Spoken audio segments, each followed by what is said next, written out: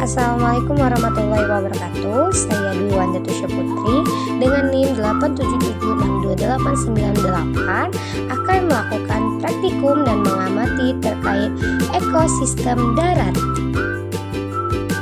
Apa itu ekosistem? Suatu sistem yang terbentuk karena adanya hubungan timbal balik antara makhluk hidup dengan lingkungan hidup dan di antara keduanya tidak bisa terpisahkan. Dari cara terbentuknya ada dua jenis ekosistem, yaitu alami dan buatan.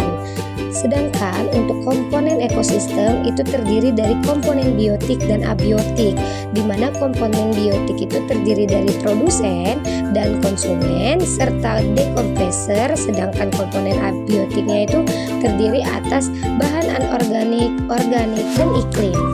Dan ekosistem yang akan diamati di sini adalah ekosistem darat alami dan buatan. Baiklah, kali ini kita akan mengamati ekosistem darat alami, yaitu hutan. Ya, saksikan video ini ya.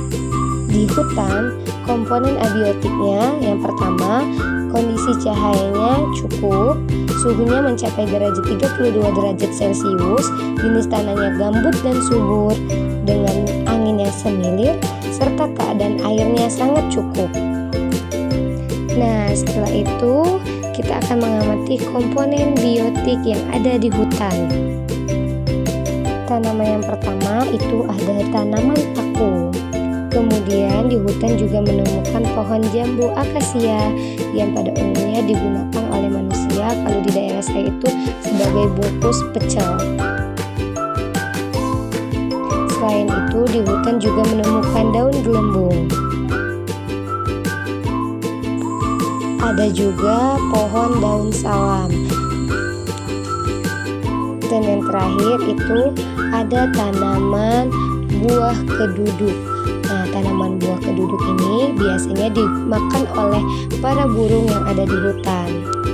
Dan untuk hewan yang pertama saya menemukan semut.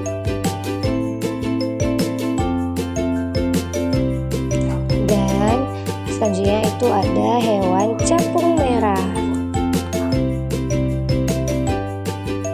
Selanjutnya saya menemukan hewan kupu-kupu di hutan.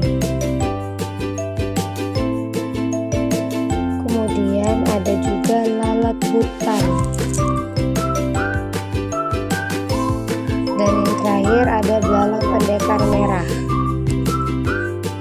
Hewan tersebut berinteraksi dengan komponen biotik dan abiotik di sekitarnya.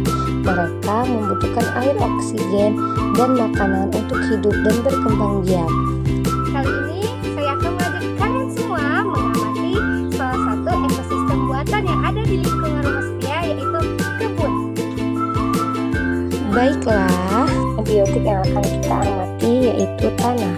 Tanahnya di sini subur, kemudian cahayanya sangat terik, suhunya pun mencapai 32 derajat Celcius.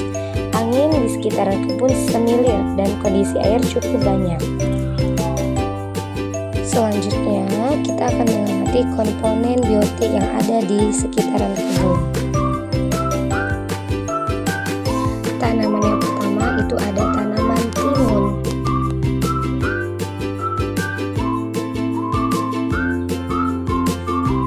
Selain itu di kebun ini juga terdapat tanaman belewah.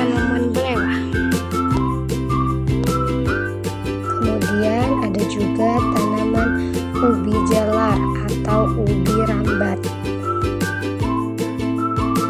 Selain ubi jalar, di kebun ini juga terdapat singkong atau ubi kayu.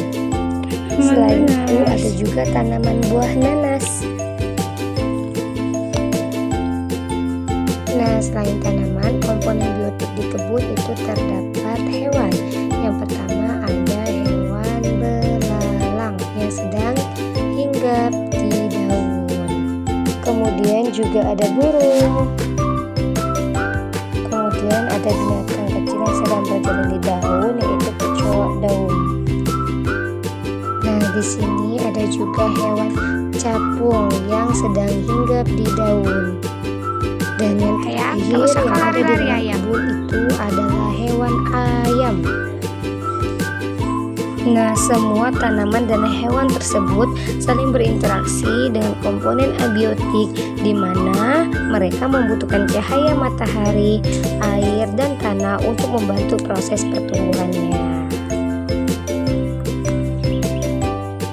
Sehingga dapat ditarik kesimpulan bahwasanya dari hasil pengamatan pada lingkungan sekitar rumah saya, yaitu hutan dan kebun, menunjukkan bahwa di alam ini terdapat hubungan timbal balik antara unsur atau komponen biotik dan abiotik yang membentuk sistem ekologi atau yang kita kenal dengan ekosistem.